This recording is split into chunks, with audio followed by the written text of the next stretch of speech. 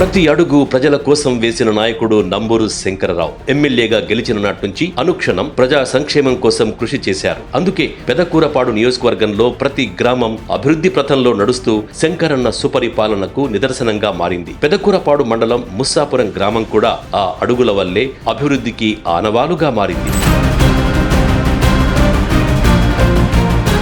ముస్సాపురం సచివాలయ పరిధిలో ముస్సాపురంతో పాటు పొడపాడు కూడా ఉంది. ఎమ్మెల్యే నంబూరు శంకర్రావు పాలనలో ఈ రెండు గ్రామాలు అభివృద్ధిలో దూసుకుపోతున్నాయి. ముస్సాపురం సచివాలయ పరిధిలో సుమారు 1,73,00,000తో అభివృద్ధి కార్యక్రమాలు చేశారు ఎమ్మెల్యే నంబూరు శంకర్రావు. రెండు గ్రామాల్లో 77 లక్షలతో సిమెంట్ రోడ్లు, డ్రైన్లు నిర్మించారు. 35 లక్షలతో గ్రామ సచివాలయం నిర్మించారు. 22 లక్షలతో రైతు భరోసా కేంద్రం నిర్మించారు. 18 లక్షలతో త్వరలో హెల్త్ వెల్నెస్ సెంటర్ నిర్మించబోతున్నారు. జగనన్న కాలనీలో తాగునీటి వసతి కోసం 18 లక్షలు ఖర్చు చేశారు. మరో 5 లక్షలు ఖర్చుతో పనులు చేస్తున్నారు.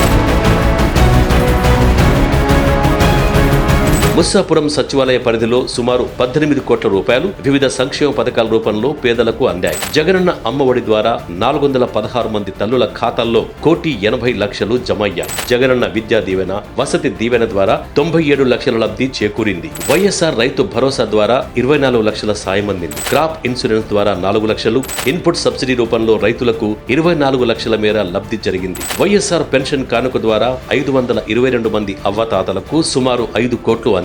వైఎస్ఆర్ చేయూత ద్వారా అక్కా చెల్లెమ్మలకు 1,11,00,000 అందాయి. వైఎస్ఆర్ ఆసరా ద్వారా 1,15,00,000 అందాయి. కాపు నేస్తం ద్వారా 5 లక్షలు అందగా వైఎస్ఆర్ ఆరోగ్యశ్రీ ద్వారా 83 లక్షల సాయం అందింది. వైఎస్ఆర్ బీమా ద్వారా 10 లక్షలు, జగనన్న చేదోడు ద్వారా 6 లక్షలు అందాయి. ఇళ్ల స్థలాల రూపంలో 161 మందికి సుమారు 4 కోట్ల మేర లబ్ధి జరిగింది. జగనన్న విద్యా కానుక ద్వారా 11 లక్షలు, జగనన్న గోరుముద్ద ద్వారా 17 లక్షలు, వైఎస్ఆర్ సంపూర్ణ పోషణ ద్వారా 50 లక్షల మేర లబ్ధి అందడం విశేషం.